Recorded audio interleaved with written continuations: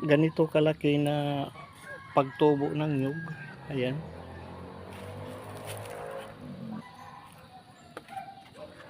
Pwede na po ito itanim.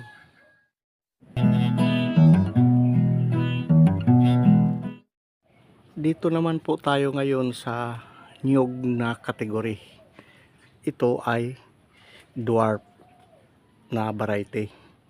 Nagbubunga po ito 3 to 4 years. Ganito na po siya magbunga. Bago po tayo magpapatuloy, shout out po sa lahat na nag-subscribe at sa manonood sa atin po pagbabalik Tanim Oras Vlog. At ang atin ngayon aalamin itong mga bunga.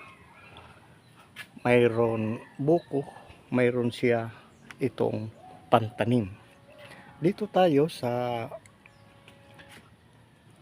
brown na siya or binhi. Makikita natin wala pa siyang yung nausli, yung tubo.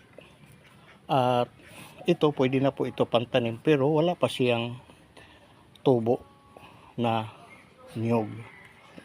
Ilang buwan ba o ilang days bago tumubo ang nyug? At katulad nito, kaputol natin at ilalagay natin po sa tabi or saan na porsyon.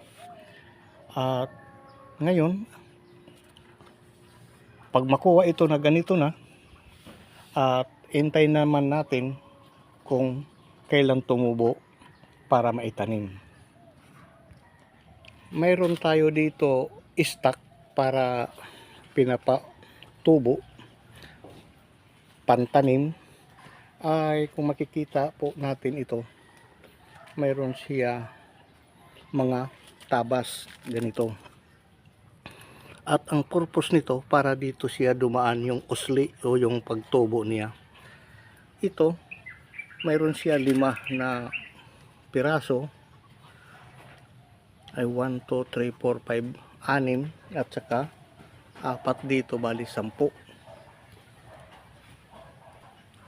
At makikita natin wala pa siyang nausli or tubo. Dito sa 5, sabay-sabay po ito ay mayroon isa na usli. Ayan. Itong iba at wala pa. Sabay-sabay ito ipunla dito para pag mataas na pwede na pantanim. Ito yung nauna siya, isa lang. Kung makikita natin, ayan. Mula nang makuha, simula sa puno, pag tinanggal po ito, mag-aantay mahigit 3 months or 100 days bago siya magtubo itong usli ng nyug. Ayan.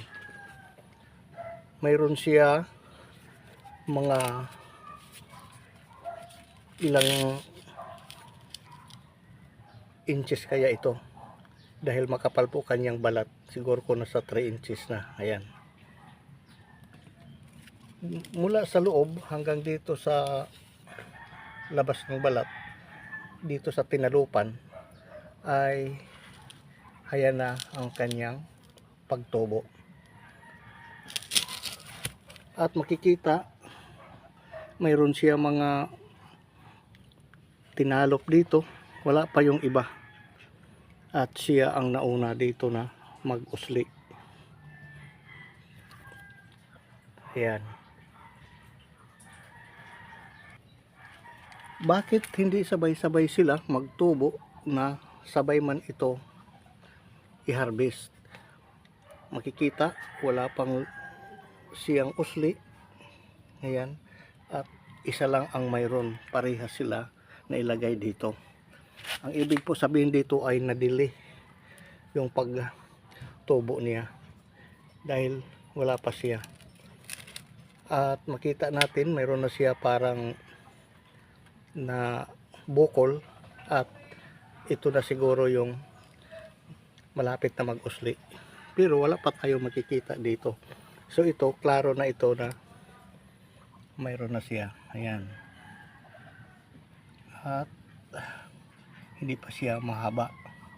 So ngayon ito ang nakita natin sa mga sa dwarf nga nyug kung ilang month bago magkaroon ng usli or tubo dito sa kanyang unahan. Ngayon, alam na po natin kung ilang days ang pagtubo nito bago siya pitasin hanggang sa pagsibol niya dito sa kanyang, ang tawag dito, mata.